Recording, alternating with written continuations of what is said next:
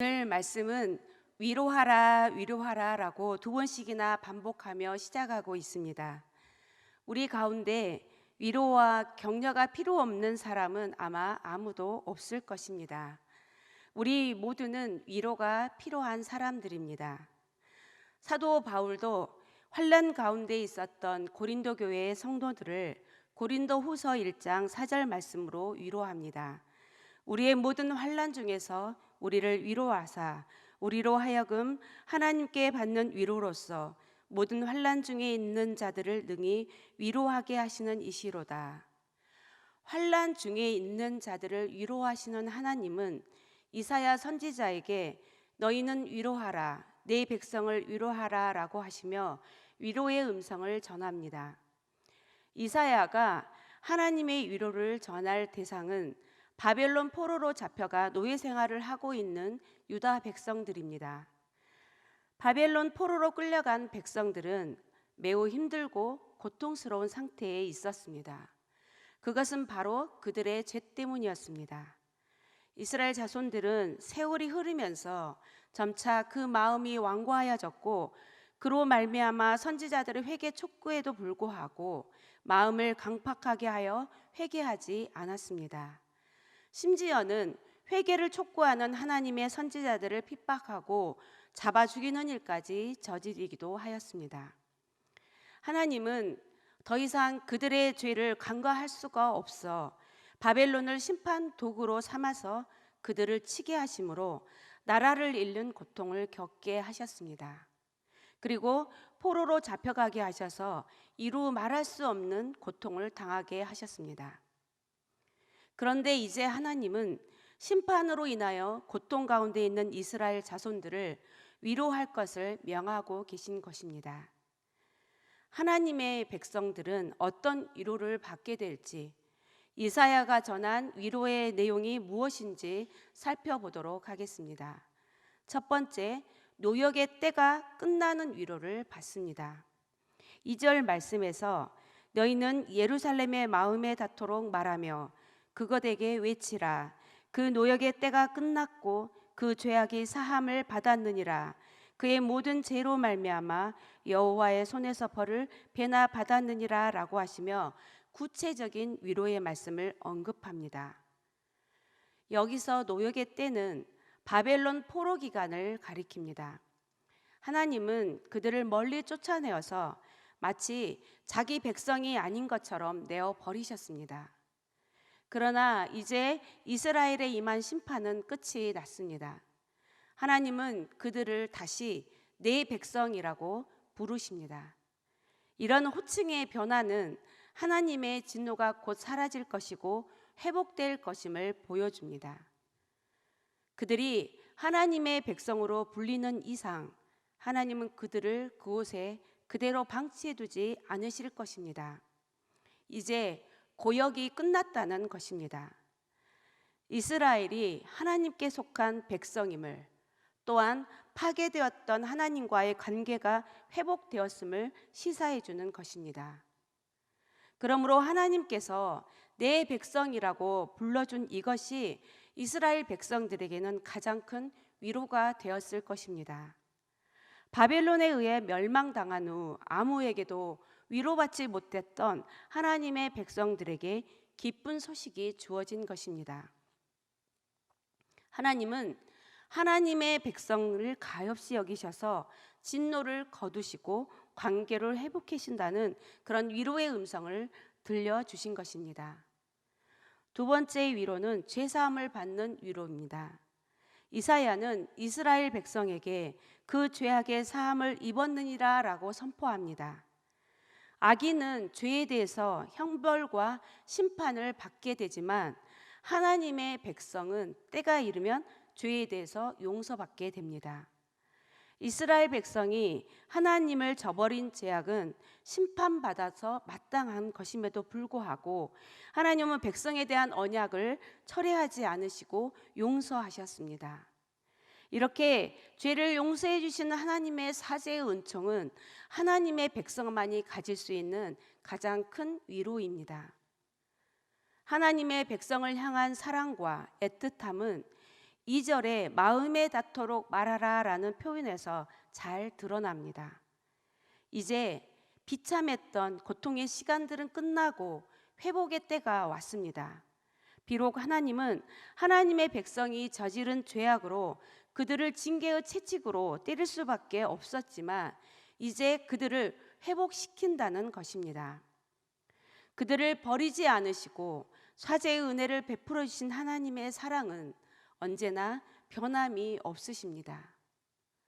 사랑은 생명이 존재하는 이유입니다. 사랑이 사라지면 생명은 그 존재의 이유를 잃어버립니다.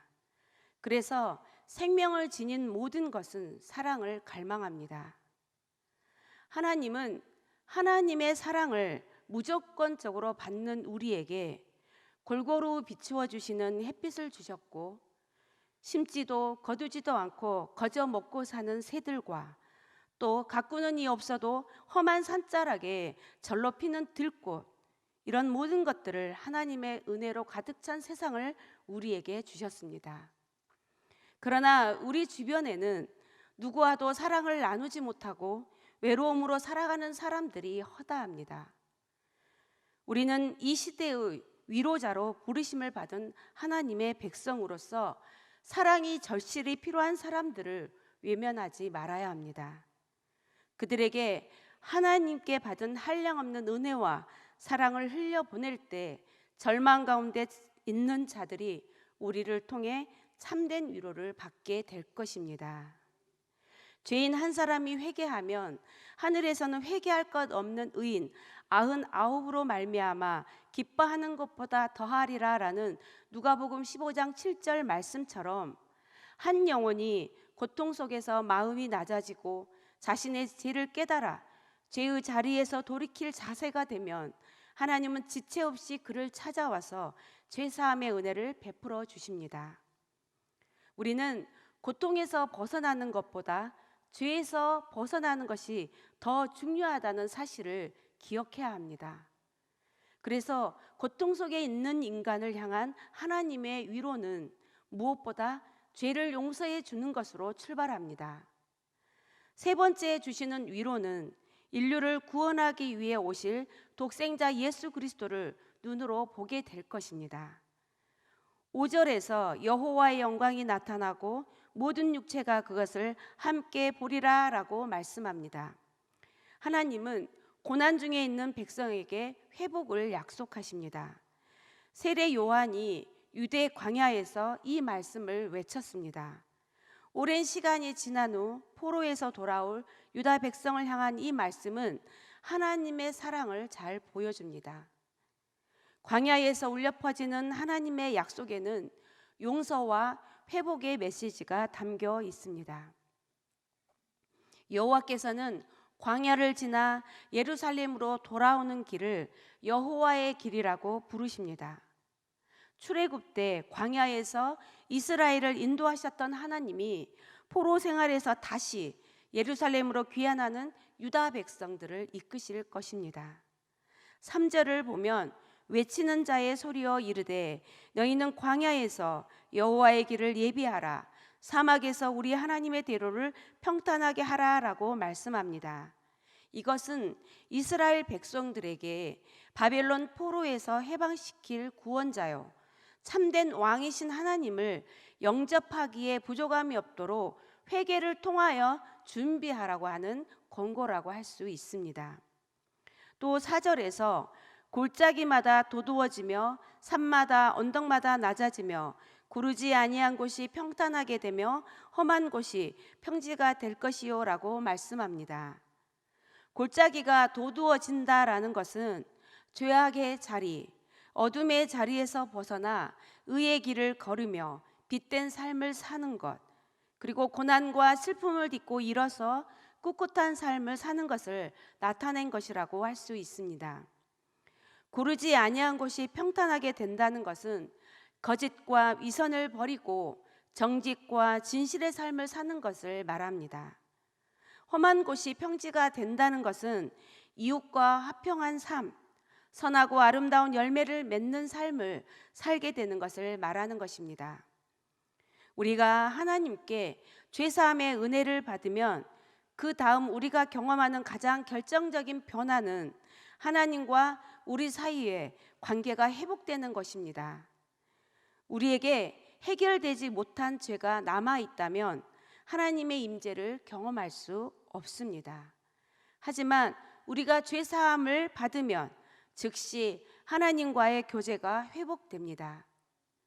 말씀의 길이 열리고 기도의 대로가 회복됩니다. 복잡하고 질서도 없고 정결함도 없던 우리의 내면이 하나님의 다스림을 받게 되어 평탄한 평지로 바뀌게 됩니다. 우리 안에 하나님의 영이 거하시고 우리가 그 영과 더불어 교제하면 우리를 통해 하나님의 영광이 이 땅에 드러납니다. 하나님의 위로가 우리 안에 갇혀 있지 않고 우리를 넘어 이 땅을 어루만지고 변화시킬 것입니다. 그래서 여호와의 길을 걷는 자마다 여호와의 영광을 목격하게 될 것입니다. 영광은 초월적 존재이신 하나님의 본성입니다. 출애굽기 40장 34절 말씀에 보면 애굽을 심판하는 것으로 하나님의 영광이 드러났습니다. 또한 성막에 하나님의 영광이 충만했습니다.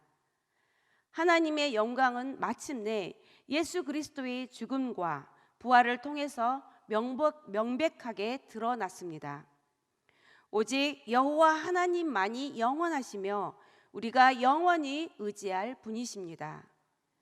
고린도후서 1장 3, 4절에서 그는 모든 위로의 하나님이시며 우리의 모든 환난 중에서 우리를 위로하사 우리로 하여금 하나님께 받는 위로로서 모든 환난 중에 있는 자들을 능히 위로하게 하시는 이시로다라고 말씀하십니다.